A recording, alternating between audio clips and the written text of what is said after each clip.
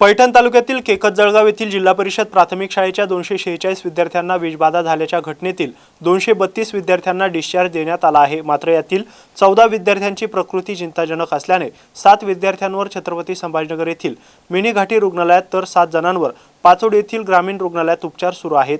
या घटनेमुळे पालकांमध्ये मोठे संतापाचे वातावरण निर्माण झाले असून मुख्याध्यापकावर निलंबनाची कारवाई होत नाही तोपर्यंत शाळेला कुलूप ठोकणार असल्याचा संतप्त इशारा येथील गावकऱ्यांनी दिला आहे।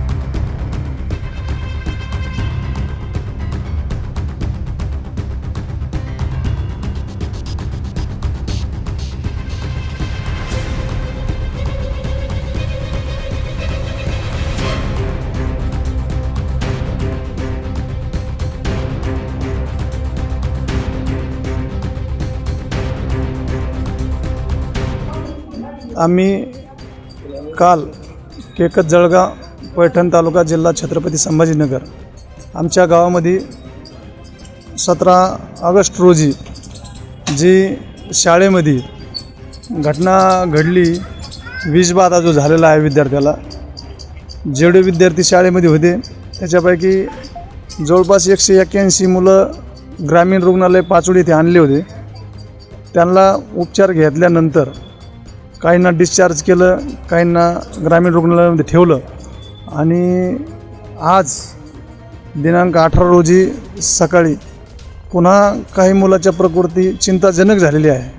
तर ग्रामीण रुग्णालय पाचोड येथील डॉक्टर साहेबांनी त्यांना संभाजीनगर येथे चिकलठाणा घाटीमध्ये रेफर केलेलं आहे आणि जे बाकीचे आहेत ते देखील इथं आहेत। आमची विनंती अशी आहे, ज्या बिस्किट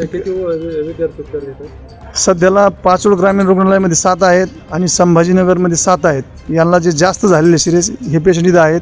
आणखीन देखील गावात काही पेशंट इथं येणार आहेत आणखीन, कारण आमची विनंती आहे, जे बिस्किट खाल्ल्यामुळे ही जी झालेलं आहे विषबाधा, आमची विनंती आहे असं घटना कुठंही शाळेत होता कामा नये, याच्याकडे शासनानं काळजीपूर्वक लक्ष द्यावं। राहणार केकत-जळगाव, तालुका पैठण, जिल्हा संभाजीनगर।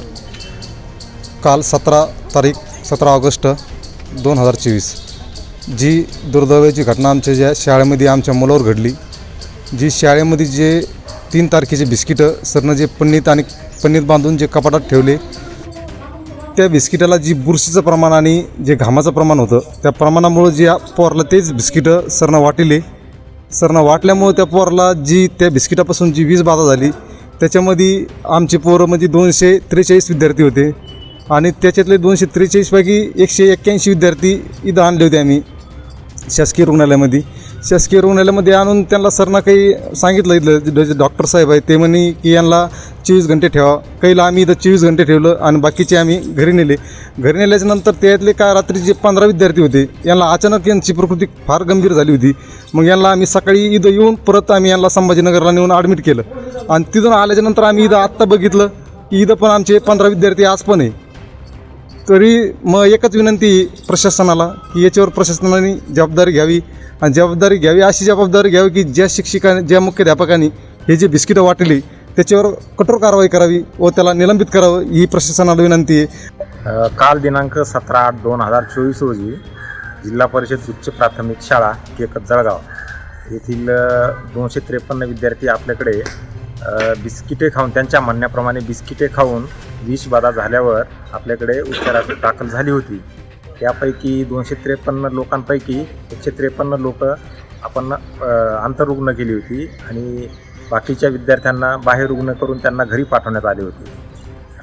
आज दिनांक रोजी आपण 7 रुग्ण सौम्य स्वरूपाची किंवा थोड्या गंभीर ताप आणि मळमळ जास्त वाढल्यामुळे आपण त्यांना सिव्हिल हॉस्पिटल छत्रपती संभाजीनगर चिकलठाणा या ठिकाणी उपचारार्थ दाखल केलेले आहेत, पाठवलेले आहेत। तरी त्यांना तिथे उपचार चालू केलेले आहेत।